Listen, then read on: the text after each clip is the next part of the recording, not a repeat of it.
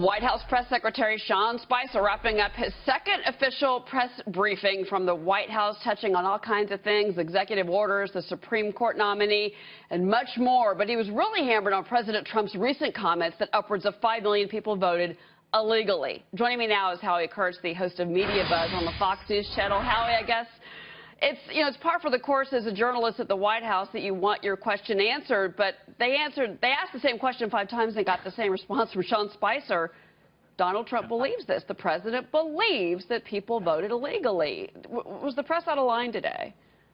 Well, it's an absolutely legitimate question and a bit of a self-inflicted distraction in my view, because President Trump brought this up in his meeting with congressional leaders last night. The issue had sort of died down and this brought it back up. But I have to say, once you've asked it a couple of times and it's pretty clear that the spokesman is not going to go beyond what he wants to say, to ask it the third, fourth, fifth, sixth time, I think amounts to kind of banging your head against the wall. He also was asked repeatedly about the Keystone Pipeline, the Dakota Pipeline. That is something, it seems that Sean Spicer wants to go back to what the president wants to go back to, and that is jobs, the economy, meeting with the CEOs from the top automakers today. But is the liberal media trying to get in the way of the message from the Trump administration on day 2?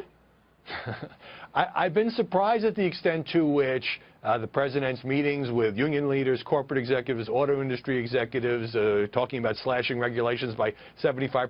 It's not that these things haven't been covered, but they sure have been overshadowed by this various controversies. The controversy over the crowd size, the president himself using the word war with the media when he went to the CIA over the weekend. Now, it was I think one of the reasons that the question about the illegal voting alleged, for which there is no evidence that we know of on any widespread basis, why it got asked so many times is Sean Spicer looked a little uncomfortable. He was careful not to endorse that view himself. He kept saying the president believes this, the president has looked at studies, and this is what he believes. In other words, it was an attempt to not really engage on the question. But this is the same problem, the same mistake the press made during the campaign.